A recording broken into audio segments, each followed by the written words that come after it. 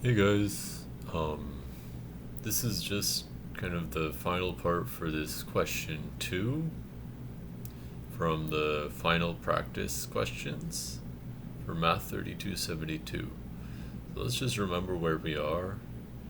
We have this ring R, which is a ring of polynomials with real coefficients in two variables. Okay, and my ideal I is generated by 1 minus x squared minus y squared. In other words, every element of I is this polynomial times something. Okay, and then we have, forgot to put here, let's see, we have little x is a coset of big X, little y is a coset of big Y. Okay, so we reduce mod I, that turns the big x's into little x, the big y into little y. And when we reduce mod I, now x squared plus y squared equals 1. Okay, so in R mod I, x squared plus y squared equals 1. In R, x and y have like no relation between them like that, no algebraic relation like that. Okay, and now I've constructed this other ideal sitting inside the quotient R mod I, and I've just made this up.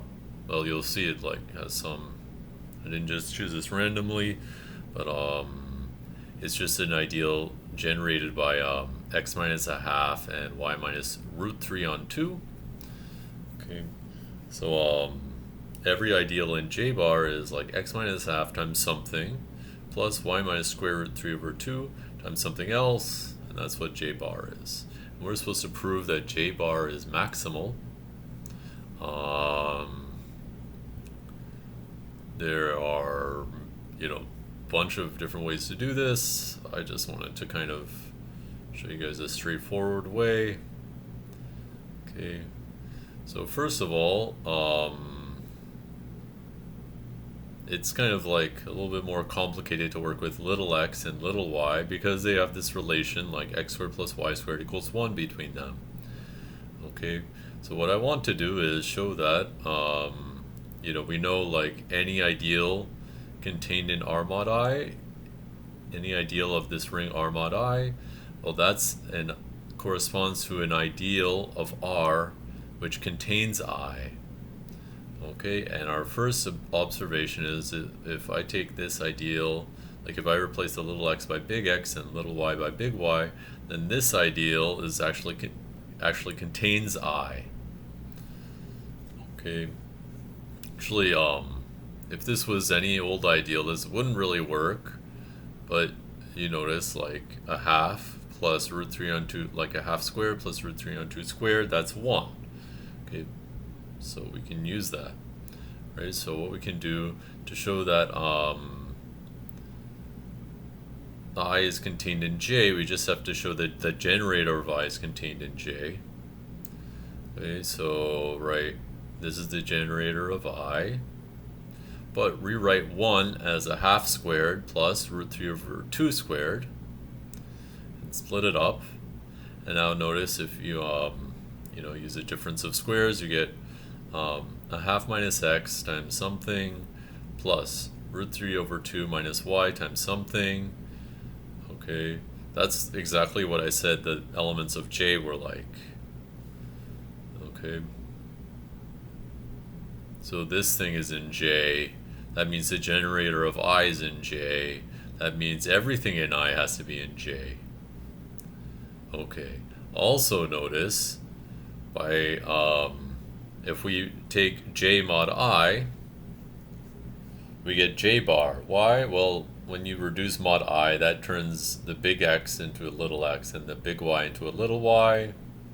In other words, and when you do that, well, that's what J bar is. Just this, except with a little x and little y instead of big X and big Y.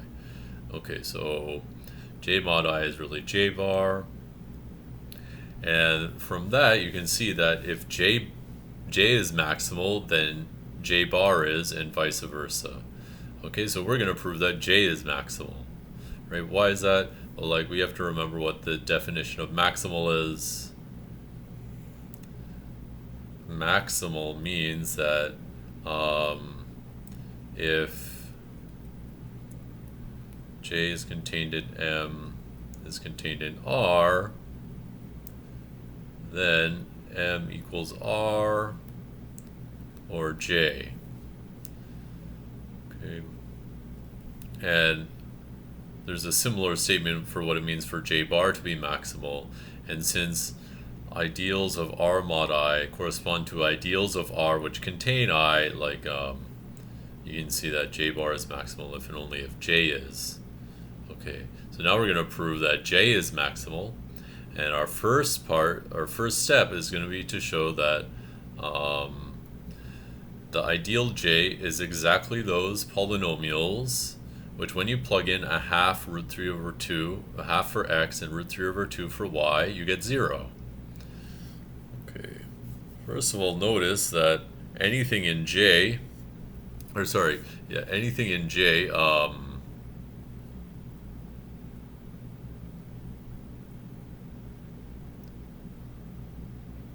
anything in J, when you plug in a half and root 3 over 2, you get 0. Because, you know, like, it's x minus a half times something. Well, then when you plug in a half for x, you get 0 there. Plus y minus root 3 on 2 times something. And when you plug in root 3 over 2 for y, you get 0 there. So it's 0 plus 0, right? So, definitely everything in J. So what we should say is that J is clearly contained in this ring. So I made a little error here. We should first say that note J is contained in this set.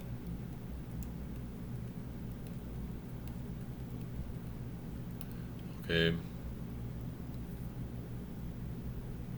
Now we're going to suppose that f of a half and root 3 on 2 equals 0, and we have to show that f can be written as x minus a half times some polynomial plus y minus root 3 over 2 times some other polynomial, and that's our plan. Okay. So the first step might be to write, so f is a polynomial in x and y. Well, we can just pretend that it's a polynomial in x and the coefficients are polynomials as well, right? And if I have a polynomial in x, I can expand it around x equals a half. Basically, I can find a Taylor series. Okay.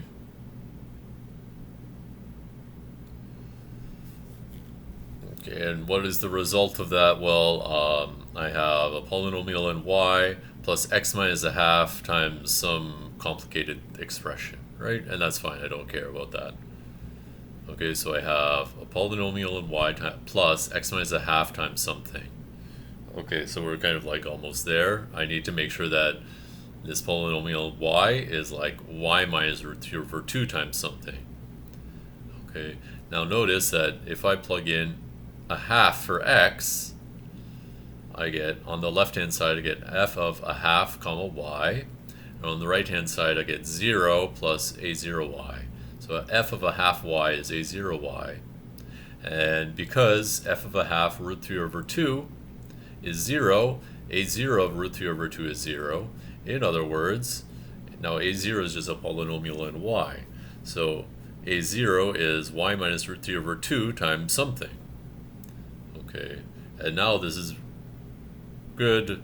Now we've written f as y minus root 3 over 2 times something plus x minus a half times f1, something else. And this is definitely in J. That's the definition of things that are in J. They're this times something plus this times something. Okay, in other words, we've shown that this set is contained in J. It's clear that J is contained in here, so the two sets are equal. And why did we do that? Because it helps us prove that J is maximal easier. Okay. So let's suppose that M is an ideal in between J and R. So where M is an ideal of R. Okay, that's fine. Let F be an element of M. Let A be the real number that you get when you plug in a half for X and root 3 over 2 for Y. Okay.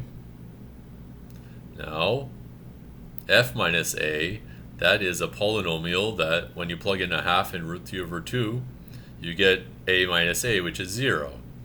So F minus A is an element of J because F minus A satisfies this this property. Okay, so F minus A is in J. J is contained in M, so F minus A is in M. Also, F is in M by hypothesis, so A is in M because A is just A minus F plus F. Okay, so A, this number A, this is a real number.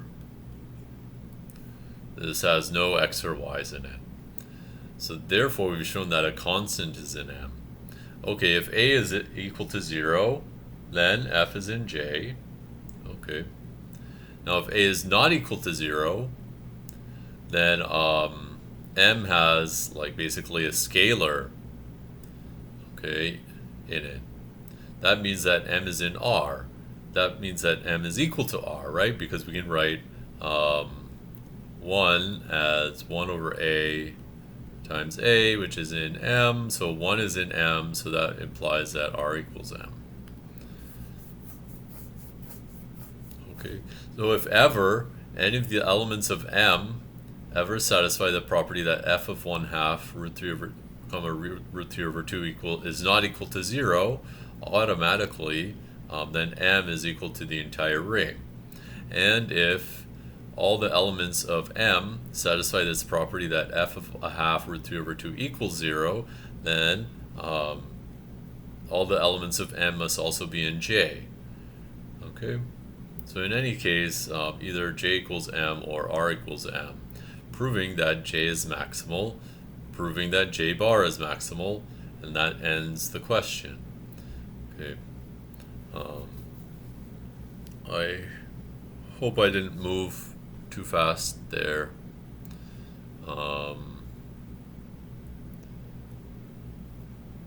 Okay, so I hope you have a chance to try the question after this, which is question 3.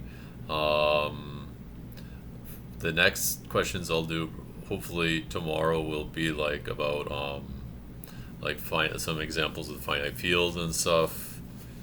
Okay, thanks for watching.